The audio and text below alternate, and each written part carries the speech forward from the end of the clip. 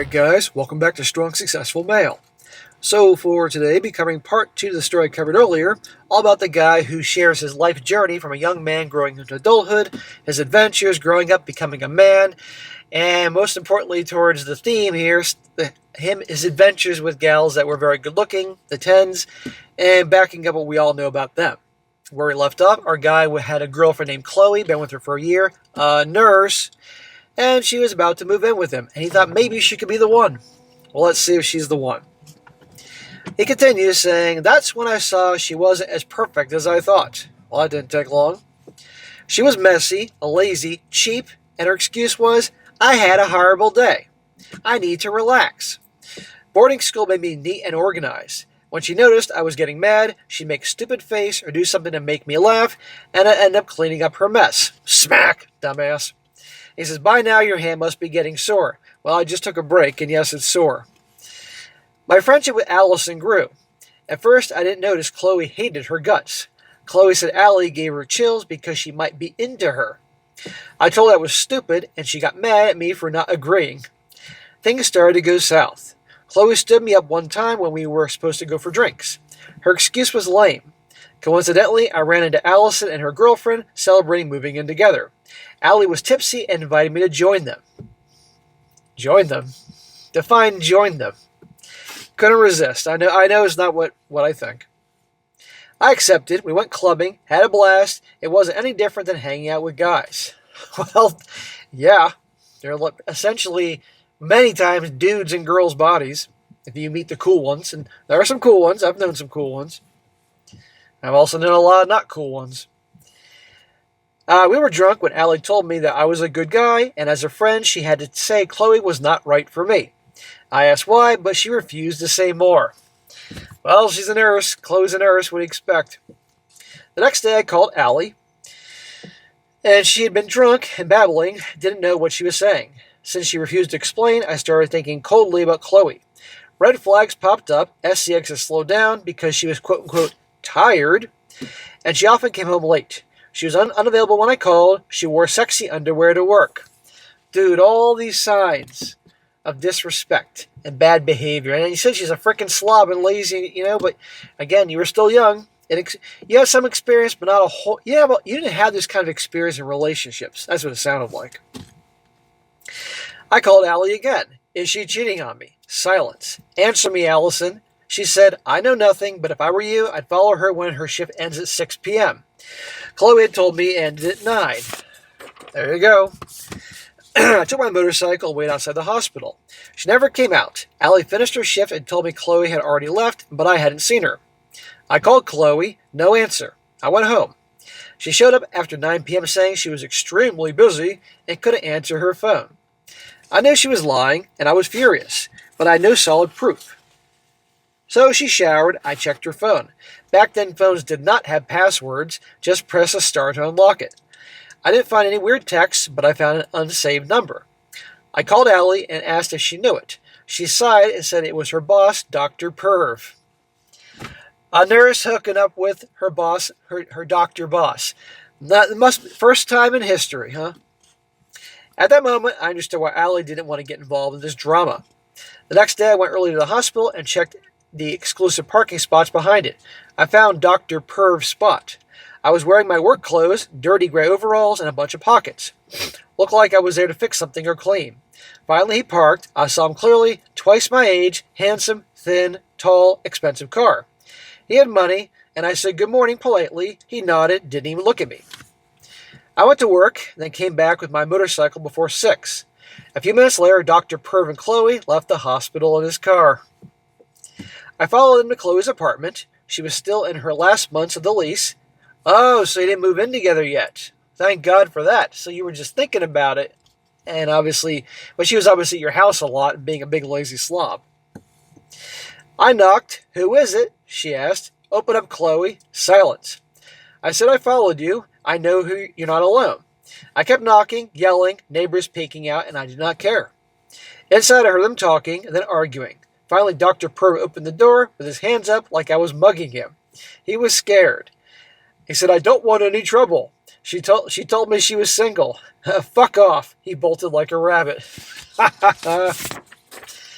Yeah, I'm sure he's heard that a lot with the nurses. I'm single, I swear. Chloe was on the phone calling the police. That's why, that meant they'd take 15 minutes to 2 hours. I only need 1 minute. She yelled, "Please don't hurt me." Oh, God, now the neighbors can say that they heard her say that. I hadn't even stepped inside. I called the nosy neighbors, and I called the nosy neighbors. One guy about 30 peeked in.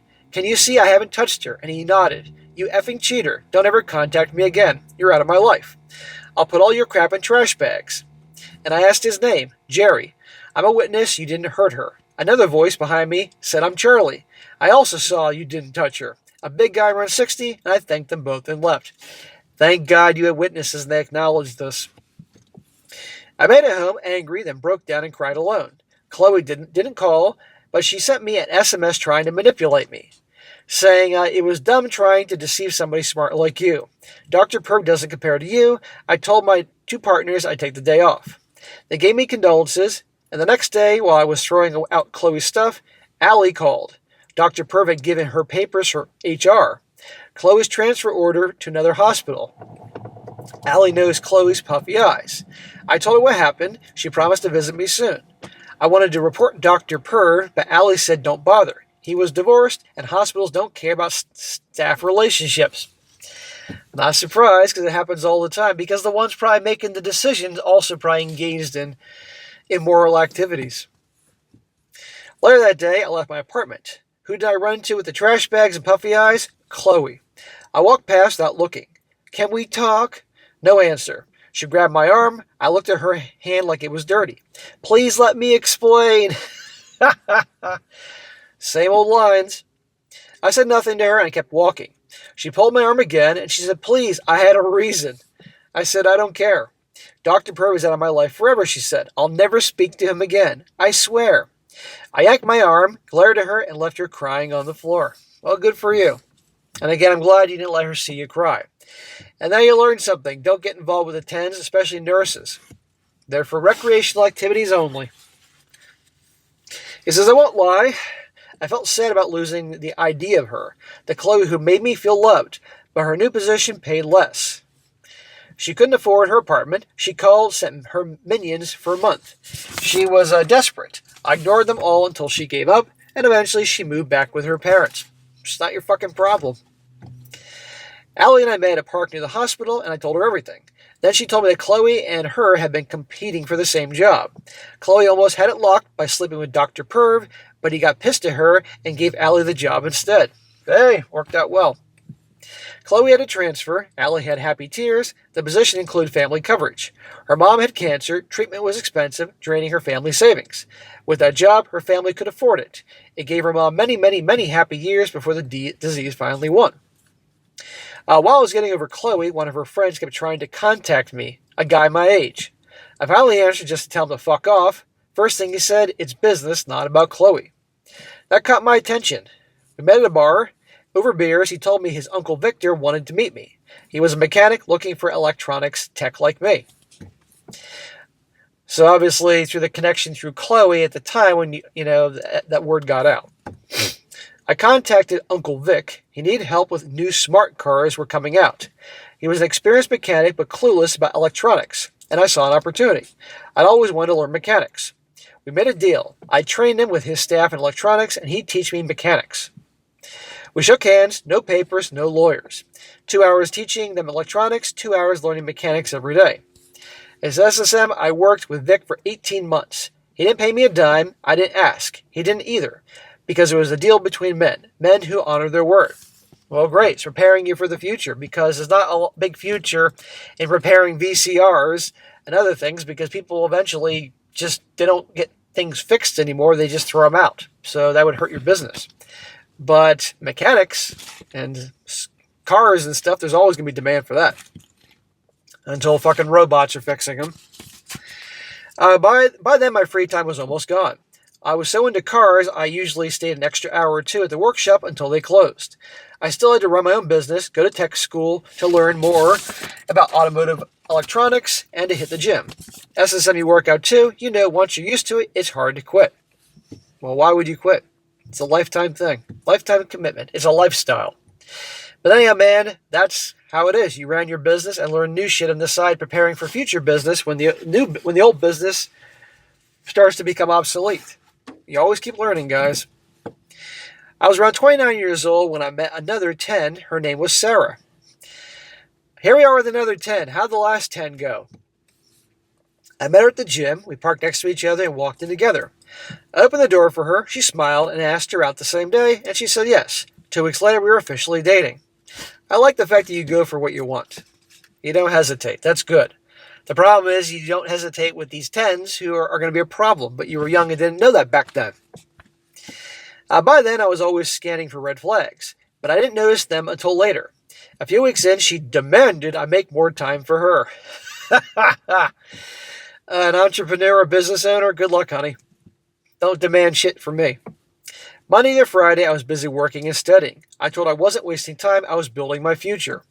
She said maybe she'd look for a man who had more time, and I called her bluff. I said, do it. Break up with me. I won't change my schedule. When she saw I was serious, she backpedaled and apologized. See? You have to always be prepared to walk away, guys, because if you freaking cave and become pee-whipped, they're going to treat you act like a bitch, they're going to treat you like a bitch. Always be prepared to walk.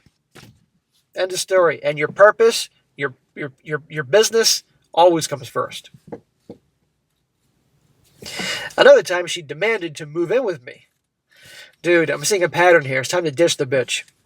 I said, sorry, I like my space. She got mad at me and didn't talk to me for 3 days. I didn't even notice. I was buried in 2 jobs in school. On the 4th day, she called, apologized. I checked my calendar and confirmed she was right. She said, would you forgive me? She asked, my 14-year-old sister used to stop talking to me when she was mad. Are you 14 too? No. Then why act like it? I was angry. I thought you didn't love me like I do. So I'm the bad guy now. I didn't mean that. Then speak to me. You stormed out and stopped talking to me. I was hurt. He says I wasn't. I need to cool off. I'll contact you Monday. A big soccer match was coming up that weekend. See, even though you're with another 10, I'm glad you're treating her like she's a 2. And notice how she's coming back. She'll do her drama, as 10s always do, but you're treating her accordingly. You're treating her like, I can replace you. That's what you got to do with these types. Because if you acted like the nice guy, you know how that story ends. After that, things were good. No, they weren't. A year of great communication, SCX, and no girls' nights out.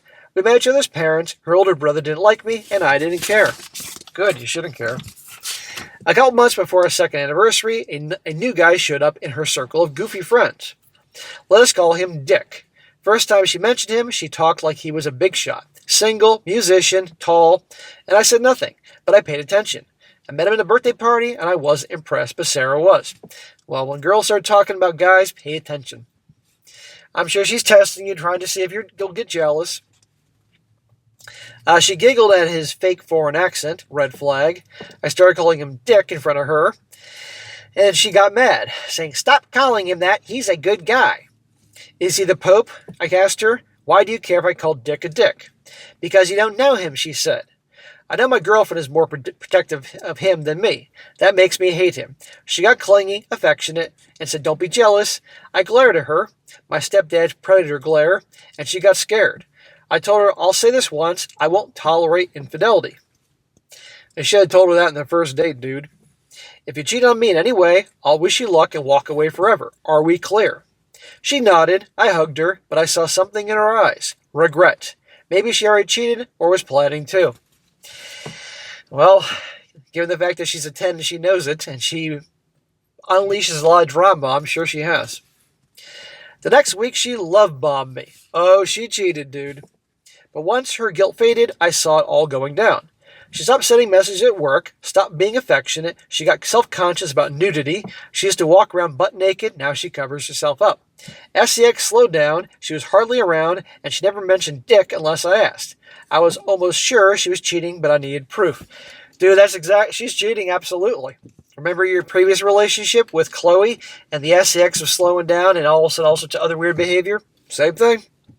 Well, it came one Friday. We had a date, but she made a lame excuse about needing to get up early. That never stopped her before, and I said, fine, I'll play cards with the gang. She knew poker nights meant staying in, drinking beer, getting stoned, and I rushed to her work on my motorcycle. Then I waited. I saw her get into the car.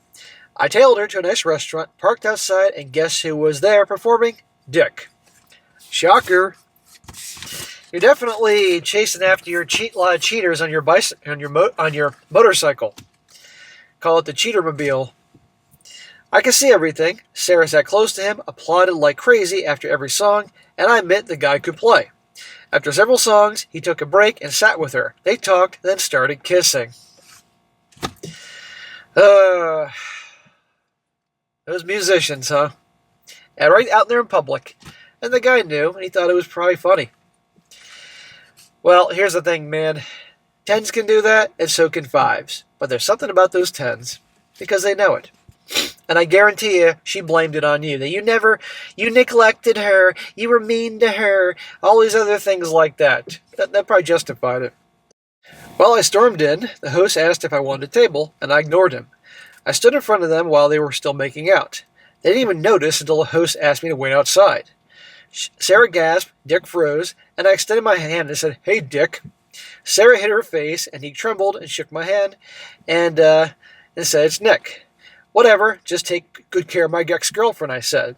Sarah tried to stand and said, "No, wait, it's not what it looks like." Again, Hobag Handbook. They all say the same thing. I glared at her, and she sat back down, and he looked like an ostrich trying to bury his head. I told her good luck and walked away. There you go. No need to go beat him up and get yourself arrested for assault or something like that. You know, she's now his problem. Outside, I saw her crying alone, and he was gone. On my motorcycle, my phone rang, and I turned it off. I was pissed off, and I needed to vent, so I called Allie. I always felt more comfortable talking to her than my friends Dumb and Dumber.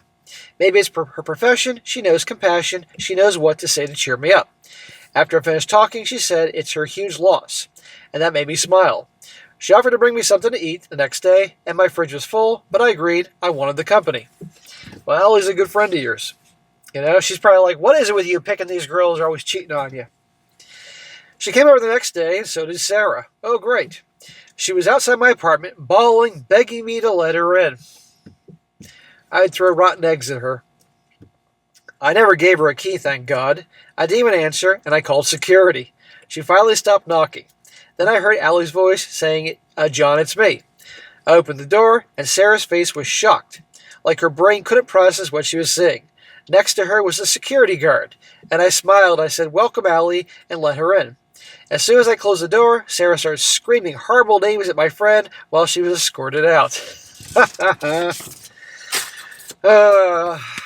Maybe it's time you ought to be a little more careful with the girls you get involved with. Well, nope, not yet. While we ate, I told Allie about my past relationships. Karen, Jane, Chloe, and now Sarah. Allie smacked me. Yes, she really did. Well, good for her. I like her. She told me I'd never have a good relationship. I kept dating entitled, narcissistic wackos. Later, I confirmed she was right. Well, she's lesbian. She's used to gals like that. She is involved with gals, and she knows there's a hell of a lot of them. The very next day after work, Sarah was waiting in the parking lot with her brother. He was aggressive, demanded I sit and talk to her, and I said, "Sorry, bro, I missed the part where this is your business." Here you are with another ex-girlfriend whose brother wants to beat you up. Sarah screamed to me that I was cheating on her with Allison, even though she knew Allie swings the other way. Oh, for goodness sake. Her brother called me a lowlife, and I said, "I've never cheated, I'm not like your sister," and that got him angry. He tried to punch me, but I easily dodged and pushed him. You've been doing boxing training for years, and this dumbass thought he would try to punch you? Not like you're a professional boxer, but you do enough boxing training for a while and sparring. You're going to learn to be able to protect yourself, and just some footwork will get you out of the way of a punch. Well, he tripped and fell, and I could have hurt him, but I knew better. He looked up from the floor, and I said enough, and he nodded. I helped him up. I got single the moment she kissed another man, and she knew it was a deal breaker, and he didn't know that part. She yelled at me, saying, "You never have time for me." And I shook my head, got in my car. She banged on the window, but her brother grabbed her while she kicked the air and screamed, and I drove off. Fucking lunatic, man. That same day, her parents called me demanding to know what happened. An hour earlier, her brother had taken her to their house. She'd been crying in her room since. Oh, the princess is not used to getting broken up with. She wasn't used to used to guys treating her that way. That's why she's acting like this. They'd always been kind to me, so I quickly explained. Her mom asked if there was any way to fix the relationship, and her husband answered her saying there was no way to fix this. He apologized for his daughter's actions and wished me luck. For weeks, Sarah and her mom texted me saying she'd learned her lesson, promising her mom would make sure she behaved, blah, blah, blah. Oh, for goodness sake. I didn't reply. I changed gyms. I didn't want to see her again. Besides, I found another gym close to my second business. Yeah, it's unfortunate you had to leave your gym, but obviously you looked at the big picture and realized this is not going to work. About that new business of mine, technology was advancing way too fast. So here we are. You're the same age as me. I think the last time you mentioned you were 29, so you're a little older now, 30. So this is like around, 2008, 2009. Well, fixing electronics was getting more and more expensive, and people stopped coming. It was cheaper to buy new devices than repair old ones. I had a feeling it's a good thing you were learning mechanical stuff. I told my buddies we should switch to cars, and they refused. Our shop had already lost so much that they bought my share for almost half of what it was worth at our peak. That's how our partnership of 8 years ended. I was sad because they blamed me for the end of our friendship. I told them I still saw them as friends. We just stopped doing business together. Well, that's a massive risk, doing business with friends or family. Money and friendship is like oil and water. I don't know what happened after that, but yeah. The next day I went to my buddy Victor's workshop and talked about expanding. He liked the idea of me as a partner, but he didn't want to expand. Instead, he suggested opening another workshop in a strategic location that he'd found, so we did. He supervised hiring new mechanics while I set up the new place to look like a real workshop, where I would be the boss. My next relationship with tens were awful. Okay, dude, at this point, you had to come and smack. Do a better screening process. These tens are for hookups. I know you know that now, and you're married, so it doesn't matter. But the point is, you get a point, you stop feeling bad for people. Not that I ever felt bad for you. This is just funny to hear these stories, but this just backs up what I tell you guys. Anyhow, more of your fucking tens. And oh, poor you getting these hotties. My next relationship with tens were awful. According to Mom, I exaggerated or invented red flags just to break up and sabotage things. She cried because she wanted to see me happily married. I bet she also wanted grandkids. I wanted what my parents had, a strong marriage, descendants I could be proud of. Was Mom right? Let me tell you how it all went. You're only 30. You said your mom was 20 when she had you. She's got plenty of time to be a grandma, for heaven's sake. And you got 3 sisters. And I have to say it, they're Latina. There's going to be babies in the future, for heaven's sake. All the Latina brothers out there, you're like, you know what I'm fucking talking about here. One ex wanted to boss me around and demanded I pay for her girls' nights out where I wasn't invited. Her attitude was, you're the man, you have to pay for me.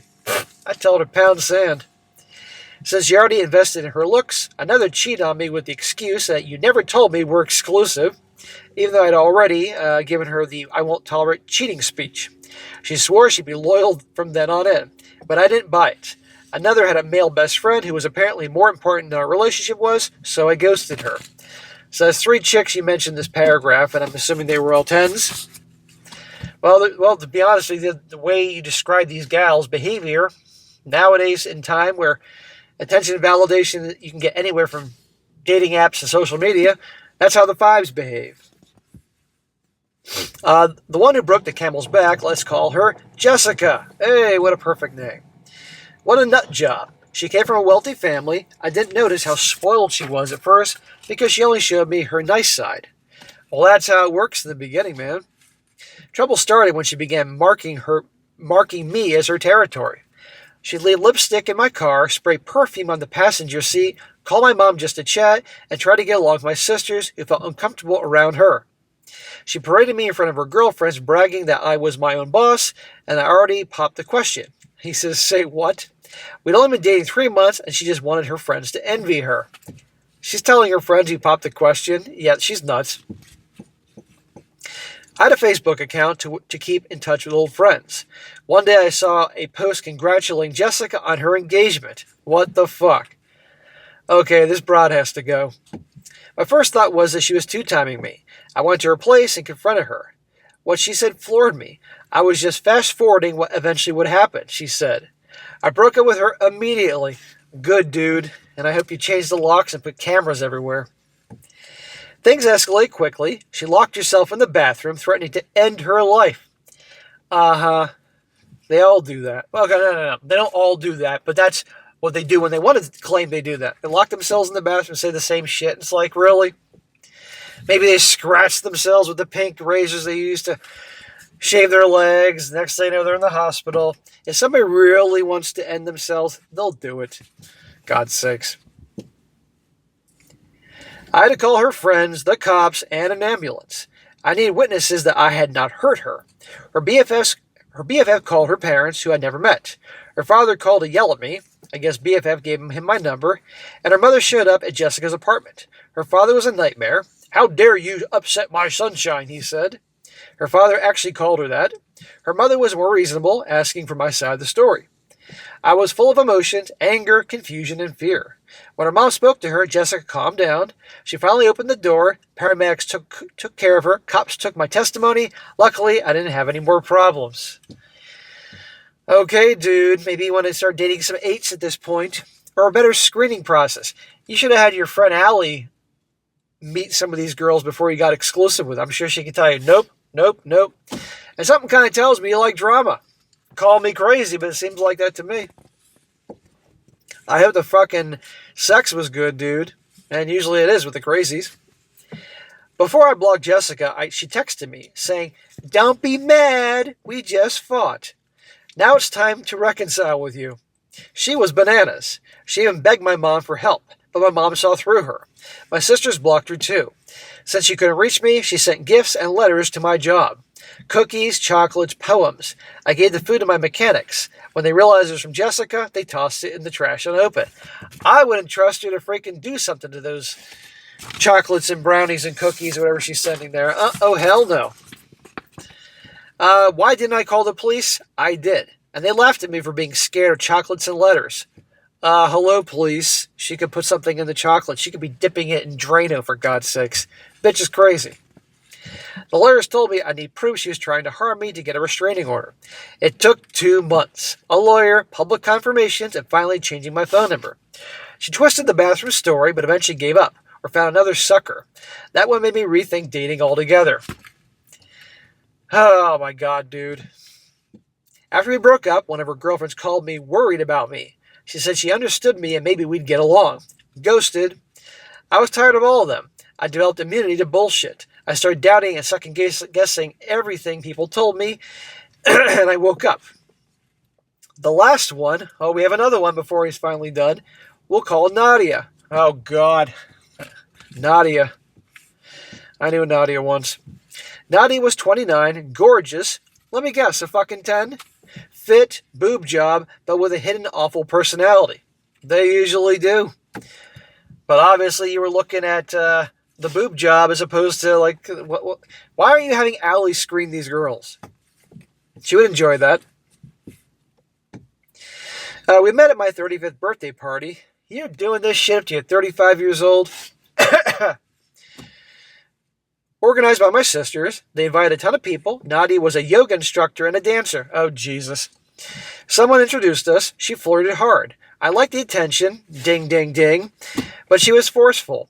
We started dating even though I'd just broken up with Jessica. I was sad, disappointed, mentally off.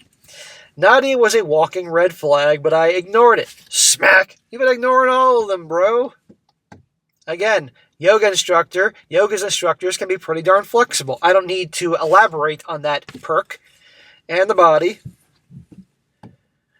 You know what does all the thinking, man. Not up here. She had tons of male friends, flirted constantly, acted like I should feel lucky she noticed me. I don't have proof, but I don't doubt she cheated multiple times. I'm sure she was. I was like, man, whatever. I was disappointed with life itself, started doing stupid things, almost became an alcoholic. Smack!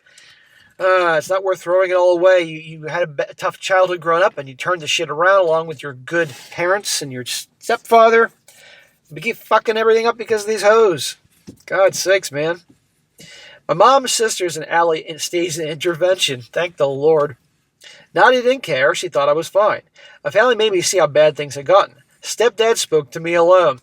Aha, let's bring back the best supporting actor in this story. You need a talking to, man. And frankly, maybe stepdad's got to get the belt out again or something, knock some sense into you. He saw I was depressed and arranged for me to see a shrink. And that really helped me. I started seeing things differently. First step, break up with Nadia. There's an idea. When she asked why, I said, no reason, I need to focus on myself. And she shrugged, saying, good luck finding someone like me. I smirked, and that's exactly the point, and she left in a huff. A week later, friends told me she was already dating somebody new. No, she already had somebody all along, dude. 1 month later, she showed up at my workshop, saying she wanted to give me another chance, since I'd had a month to reflect. When I laughed in her face, she said, okay, what if we open the relationship so you don't get bored? The relationship has been open the whole time for her. I laughed at her even harder. Now that I know how unfaithful you are, I wouldn't touch you, not even with a stick. I wanted her to get angry, but she didn't. She swore she'd never been unfaithful, convinced we were soulmates, and I kept saying no. Then she started pleading. I guess she hadn't found anybody better. Correct. Well, she threatened to falsely accuse me of ABUSC. Shocker. So your last resort is a lie, huh? You're willing to build a relationship on threats and lies. She said she'd do anything. I reminded her lying would put her in serious legal trouble. She said, it's your word against mine. Well, she's right. I pointed to the camera, recording everything in my office. She shut up and hurried out. Long story short, I sent her and her friends to step on Legos. Looking back, I see a clear pattern. The women I called tens weren't really perfect. They were entitled, narcissistic, and selfish. That's usually what tens are like, dude. But the way you describe how the behavior, this is how the fives act nowadays. They wanted worship, not partnership. They wanted control, not love. And I let myself get dragged into their games because I was chasing an illusion. You were chasing tits and ass. That's what you were doing, dude. Don't fucking try to fool us. We know what was going on here. Beauty without substance, attention without respect. What I learned the hard way is this. Oh, here we go. No matter how gorgeous someone looks, if they don't bring honesty, loyalty, and humility to the table, they're poison. Yeah, and that's usually how the tens are. A relationship built on lies, manipulation, or threats will rot you from the inside. It will drain your energy, twist your mind, and leave you doubting yourself. The truth is simple. Respect yourself enough to walk away from anyone who makes you feel small, disposable, and replaceable. Amen, brother. And even though you got with the wrong women here, I'm glad you were always one getting rid of them. And that's good. Do not confuse drama for passion or control for love. Real love doesn't demand worship. Real love is teamwork, like my mom and stepdad showed me. As two people building something together, not one person feeding off the other. I can't speak for all the tens in the world, but I can say this. The ones I dated taught me the most important lesson in life. Avoid narcissistic, entitled, selfish people at all costs. I agree completely, and you had to go through a lot of crap to learn. It took you till you're 35 years old to learn that. Protect your peace, guard your dignity, and never ever settle for someone who sees you as a trophy instead of a partner. Because in the end, the greatest victory isn't winning someone's attention, it's keeping your soul intact. And that is it. If you want to, I can tell you about my wife. I call her my 11. And 11, what is this, Stranger Things? Well, dude, I'm glad you finally learned your lesson, and now you've been married for a long time because you were 35 when that last relationship with Nadia went down, and you're my age, 48 now. And obviously you've had a good marriage since, so that's good to hear. But good God Almighty, man, what a story. I really enjoyed that. That was a lot of fun. I really like hearing about you growing up and the struggles and how awesome your stepdad was. I think frankly, your stepdad needed to give you a smack upside the head a few times once you got to be a man, but it is what it is. So you really confirmed what we all know, but it's good to share it. So, bro, good story. I appreciate you sharing. It was a long one. But, guys, there you go about those tens. But again, I said that the fives can behave that way too. This is why you got to do some serious screening before you get involved with any of them. And if you see a girl that's arguably a 9 or a 10, I don't care. Even though the fives can behave like them, keep the 9s and 10s as hookup, disposable. It is what it is. You don't need that drama, especially nowadays. All right, guys, that's it for today. Be sure to comment down below. Let me know what you think about this. If you like the video, share it with your friends, and subscribe. I'll catch you next time.